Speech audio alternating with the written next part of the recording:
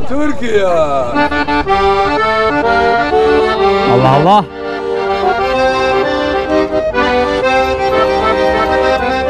Wangtang Gorgasalli'nin şahini buradaki sıcak su kaynağına düşüyor.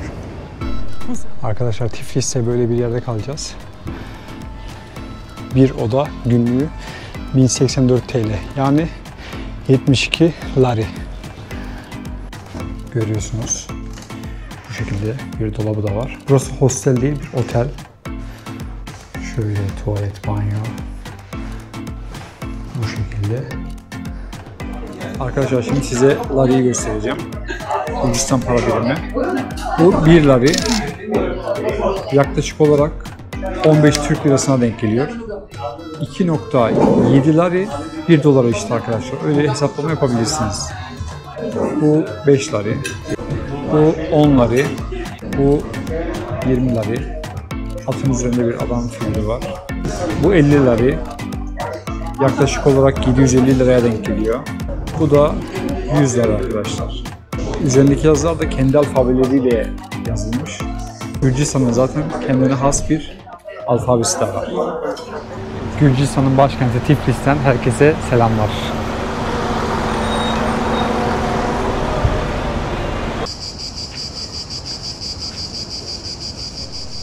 Gürcistan 1991 yılında Sovyetler Birliği'nin dağılmasıyla bağımsızlığını elde ediyor.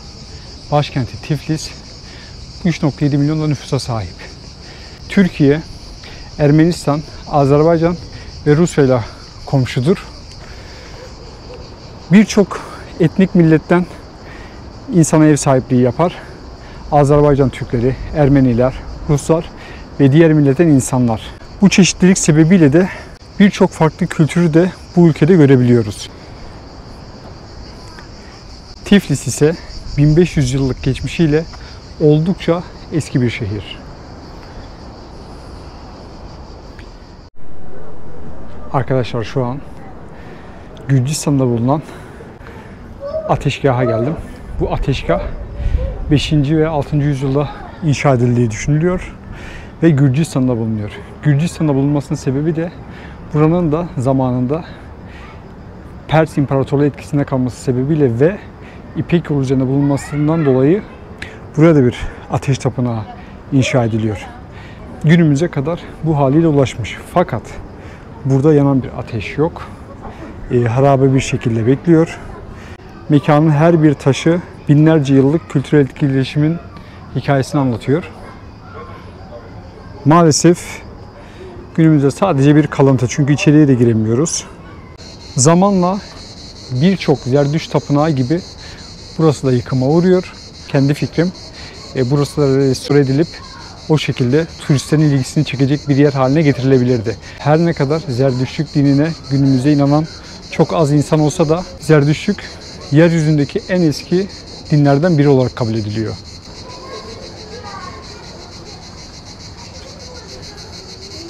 Tiflis'in dar ara sokaklarından bu eski tapınağa geldiğinizde bu taşların hikayesini düşünerek bir zamanlar buranın ne kadar önemli bir din merkezi olduğunu hatırlayarak gezin mutlaka.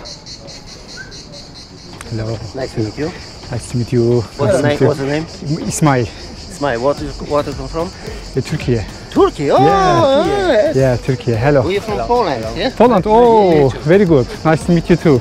I am waiting every time in Turkey. Yeah. Yeah. Ah, okay. Istanbul. Okay. Have a nice day. Hello. See you later. Thank you. Polonyalı arkadaşlarla denk geldik. Çok sıcakkanlılardı onlar da. Şimdi Gürcistan'ın sembol noktalarından birine gidiyoruz. Arkadaşlar şimdi Kartlis Deda heykelinin yanındayız. 1958 yılında Tiflis'in 1500. yıl dönümü sebebiyle yapılıyor bu heykel. İlk başta ahşaptan yapılıyor. Fakat Gürcistan'ın sembolü haline geldikten sonra ise alüminyumla kaplıyorlar. Heykelin sol elinde bir şarap kadehi, sağ elinde ise bir kılıç bulunuyor. Bunun da anlamı şu: bize dostça gelenlere şarap uzatırız, düşmanca gelenleri ise kılıç kaldırırız anlamına geliyor.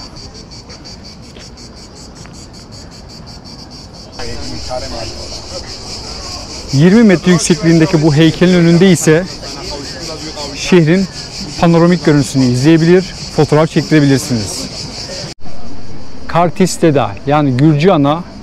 ...Gürcistan için sadece bir heykelden ibaret değil... ...aynı zamanda Gürcü ruhunu... ...tarihini ve kültürel kimliklerini yaşatan... ...bir sembol olarak kabul edilir.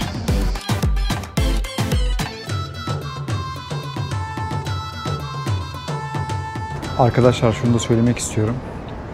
Buraya gelirseniz mutlaka yanınızda suyunuzu getirin. Çünkü burada 4 lariye satıyorlar. Haberiniz olsun. Çünkü şehir merkezinde 1 lari. Şimdi de size Kartis Deda'ya nasıl geleceğinizi anlatayım. Şehrin merkezinde şu noktada teleferik var. Teleferikle buraya kadar çıkıyorsunuz ve Kartis Deda'ya yürüyorsunuz. 2 larilik metro kartı alıyorsunuz. Ayrıca kişi başı da 2,5 liraya yükleme yapıyorsunuz. Yani 4,5 liraya denk geliyor. 2 kişi gelirseniz de 7 lira oluyor. Türkiye. Allah Allah.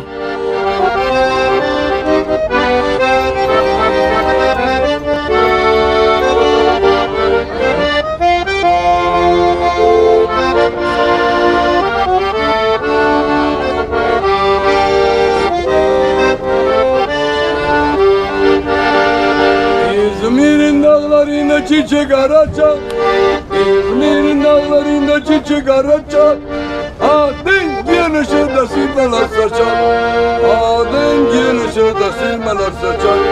Bozulmuş düşmanlar yer gibi kaçar, bozulmuş düşmanlar yer gibi kaçar. Yaşa Mustafa Kemal Paşa yaşa, adın yazılacak bu cennet taşa. Yaşa Mustafa Kemal Paşa yaşa, adın yazılacak bu cennet taşa. Bravo, bravo. Abinin yaptığı şovu gördünüz. Teşekkür ederim. Abinin yaptığı şovu gördünüz. Gerçekten 10 numaraydı. Herkese nereli olduğunu sorup o ülkeyle ilgili önemli parçaları çalıyor. Galiba hep şeyleri çalıyor. Marşını. Evet.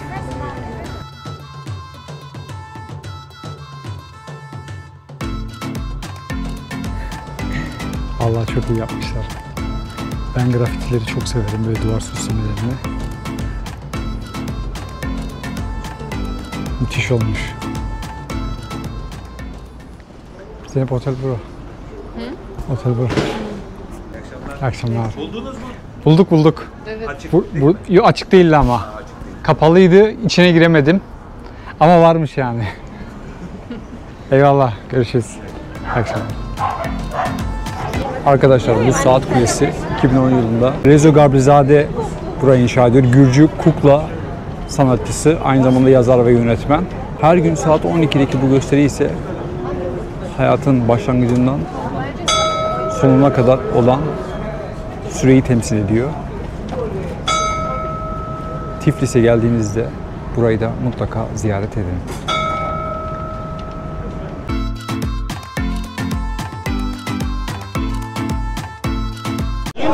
Burada bulunan bu kalabalık hepsi bu kukla gösterisini bekliyordu. Her bir detayında Rezo Gabrizade'nin sanatçı ruhunu ve hayal gücünü görebiliyorsunuz. Renkli çiniler, eğri büğrü duvarlar ve ilginç yapısıyla oldukça dikkat çekiyor. Çinilerin yanında ise şöyle bir şey var. Bu kuledeki en küçük saat diye geçiyor. Bakın şurası. Şu da en büyük saat. Saat kulesinin tam karşısına ilerledikten sonra böyle bir köprü karşınıza çıkacak. Bu köprü 2010 yılında inşa ediliyor. İtalyan bir mimar inşa ediyor. Barış Köprüsü olarak adlandırılıyor.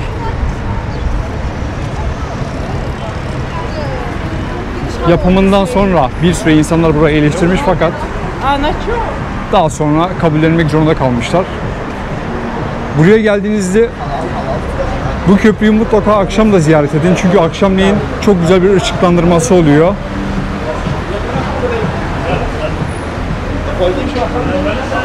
Sokak sanatçıları yer alıyor. Gündüz de var gerçi de. Akşam gerçekten çok keyifli bir hal alıyor burası. Gürcistan eski yerleşim yeriyle Reich Parkı'nı birbirine bağlayan bir köprü burası.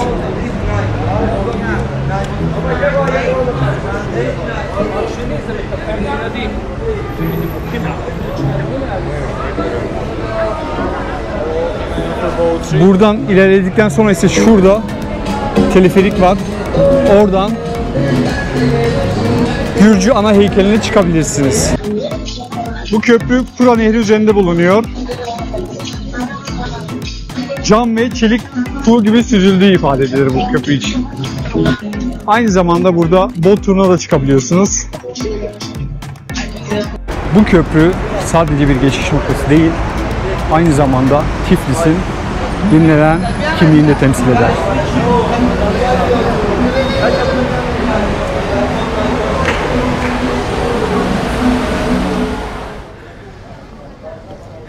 Evet, şimdi Cuma Mescidi'ne geldik.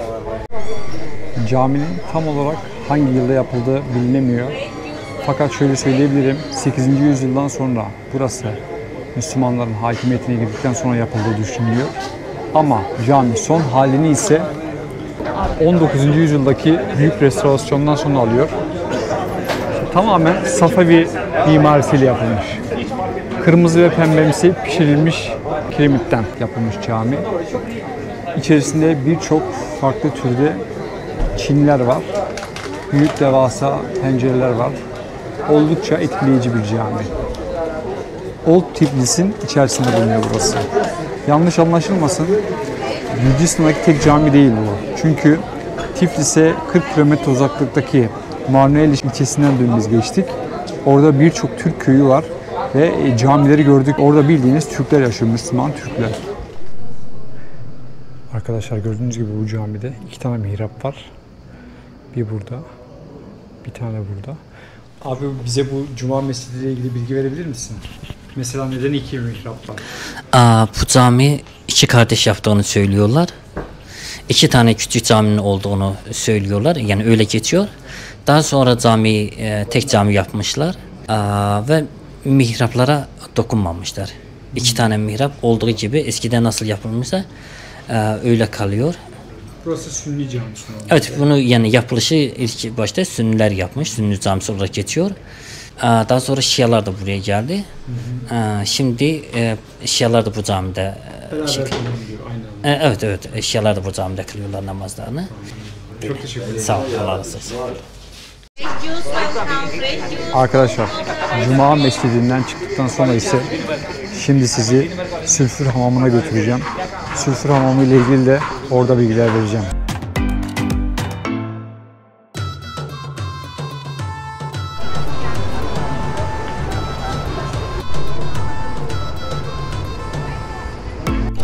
Cuma Mescidi'nden 2 dakika yürüme mesafesinde bulunan bu sülfür hamamları ise Tiflis'in en önemli yerlerinden biri. 5. yüzyılda Kral Wangtang Gorgasali'nin şahini buradaki sıcak su kaynağına düşüyor. Bundan dolayı da şehri buraya kurmaya başlıyorlar. O zamanki hamamlar şu an yok ama günümüzdeki mimarisi 17. ve 19. yüzyılda Osmanlı ve İran mimarisinin hakim olduğu bir yapı. Giriş ücretini de sorayım, birileri varsa. How much price? I want the information. Here, minimum price 1 saat 200 lira. Okey. Soğuk sülfürlü su varmış. Aynı zamanda içinde bir de sauna var. This is sauna. Finnish dry sauna. Bu da 400 lira. Bu lüks. King Resting olan diye area. geçiyor. Place for the scrubs, shower and a toilet. In Okay. all of the rooms, towels, slippers, tea, coffee, snacks included in the price. Evet. Hepsinin içerisinde içecekler falan da ücretsizmiş. Okay, thank you so much. Teşekkürler. Teşekkürler. See you later. Bye bye. Arkadaşlar fiyatları da gördünüz. En ucuz yer 200 liradan başlıyor. O da ne kadar yapıyor? 3000 TL yapıyor. Yani tamamen size kalmış. Burası sadece bir yıkanma yeri değil. İnsanlar buraya gelip aynı zamanda şifa da arıyorlar. Sosyalleşiyorlar da. O bakımdan Gürcistan için oldukça önemli bir yer. Sülfür hamamlarına da geldiniz. Burada yoruldunuz ve biraz dinlenmek istiyorsunuz. O zaman da hemen karşısında bulunan şuradaki Tiflis İstanbul restoranta geliyorsunuz. Arkadaşlar şimdi Tiflis İstanbul restoranına geldik. Şöyle bunun ismi neydi? Hinkali. Hinkali aldık. Helal olduğu için buradan aldık. Bir de şöyle armut suyu deneyeceğiz. Armut gazozu. Buranın meşhurmuş.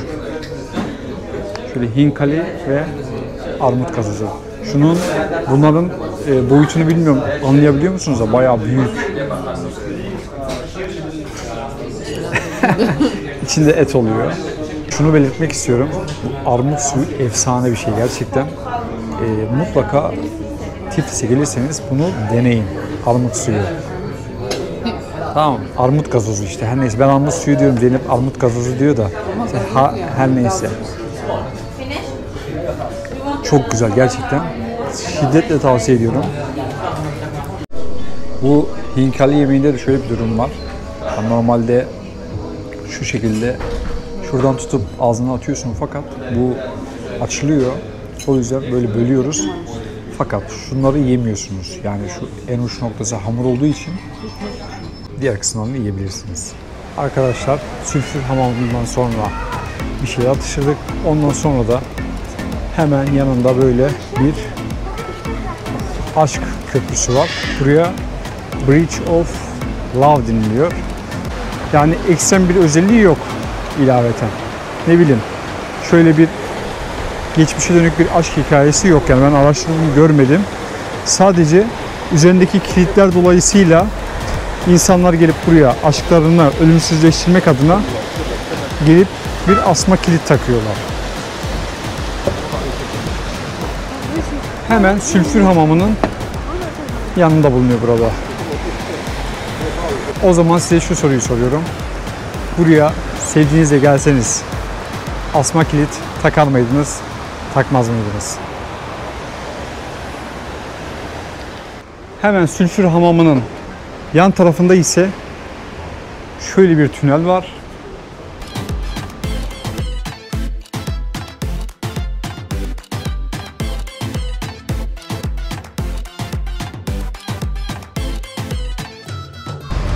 Sülfür hamamlarının altındaki alt geçitten geçtikten sonra şu kafeye çıkıyorsunuz ve oradan böyle gelip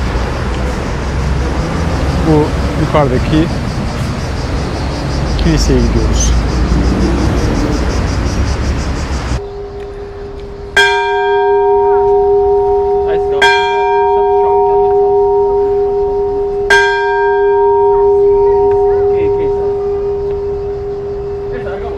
Hemen Kura Nehri üzerinde bulunan Meteki Meryem Ana'nın Doğuş Kilisesi'ne geldik. Bu kilise 5. yüzyılda şehrin kurucusu Vaktank Gorgas tarafından inşa ediliyor. 13. yüzyılda Moğol saldırıları neticesinde yıkıma uğruyor ve tekrar yapılıyor. Yapıldıktan bir süre sonra cezaevi olarak kullanılmış, bir müddet de tiyatro binası olarak kullanılıyor. Şehrin hemen hemen her yerinden görülen bu yapı geleneksel Gürcü mimarisinin klasik bir örneği. İnanılmaz bir taş işçiliği de hakim. Hem dini hem de tarihi açıdan şehrin ne kadar zengin olduğunu da anlatır durumda. Hemen yanında ise şehrin kurucusu Vaktank Gorgasi'nin at üzerindeki heykeli yer alıyor. Buraya gelip şehrin bu eşsiz güzelliğini izlemeyi unutmayın.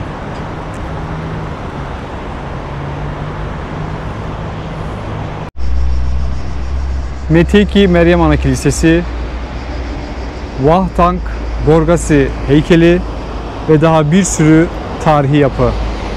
Tiflis şehrinin hem dinsel hem de tarihsel açıdan ne kadar zengin olduğunu anlatır durumda.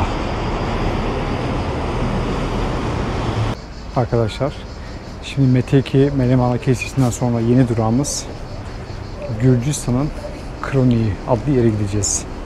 Oraya gidişte problem yaşamamanız için ayrıntılı bir şekilde anlatıyor olacağım. Arkadaşlar Gürcistan Kroniği'ne geldim. Girişte hemen şöyle bir sütun var. Bu sütun Gürcistan'ın Hristiyanlaşmasına sebep olan Azize Nino'nun anısına yapılıyor. Ondan sonra da ikinci durağımız olan Kroniğe doğru ilerliyoruz. Arkadaşlar şimdi Gürcistan Kroniği adı verilen lisenin yanına geldim. Burası 1985 yılında ünlü İtalyan heykeltıraş Zurab Stratelli tarafından yapımına başlanıyor ve yapımı devam ediyor. Bu sebeple de burası hiç bitirilmemiş. Neden derseniz de buranın adı zaten Gürcistan Kroniği. Yani Gürcistan tarihindeki önemli olayları anlatıyor. Onların heykelleri yapılmış. Üst kısımlarda dikkat ederseniz Gürcistan tarihindeki önemli kral ve kraliçelerin heykelleri varken alt taraflarda ise Hz. İsa'nın yaşamına dair heykeller yapılmış. Gürcistan tarihine meraklıysanız her bir ayrıntıyı daha fazla zaman geçirerek inceleyebilirsiniz. Gürcistan Kroniği'ni ziyaret ettikten sonra ise sizi hemen karşısındaki Tiflis Gölü karşılıyor olacak ve burada da keyifli vakit geçirebilirsiniz. Yanınıza içecek bir şeyler getirip bu manzarayı izleyebilirsiniz.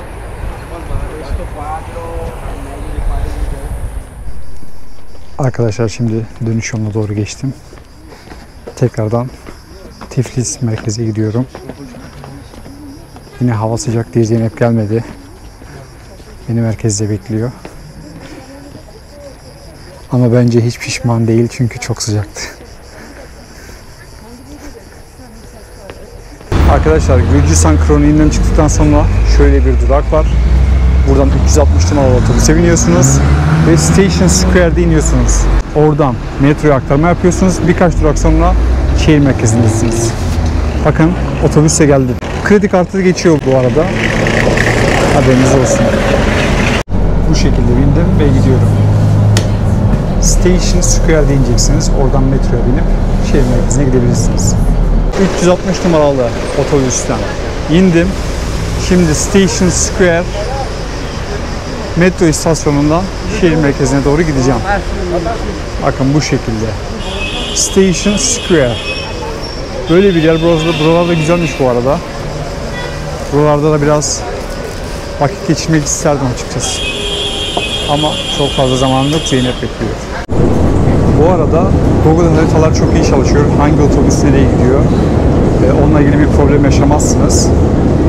Rahat rahat kullanabilirsiniz. Tabii ki Bolt uygulaması da var. Şu ana kadar ben kullanmadım ama burada Azerbaycan'da kullanmıştım. Gayet güzel bir uygulama oldu. Liberty Square'de ineceğim. Oradan da bir 12-13 dakika yürüyeceğim.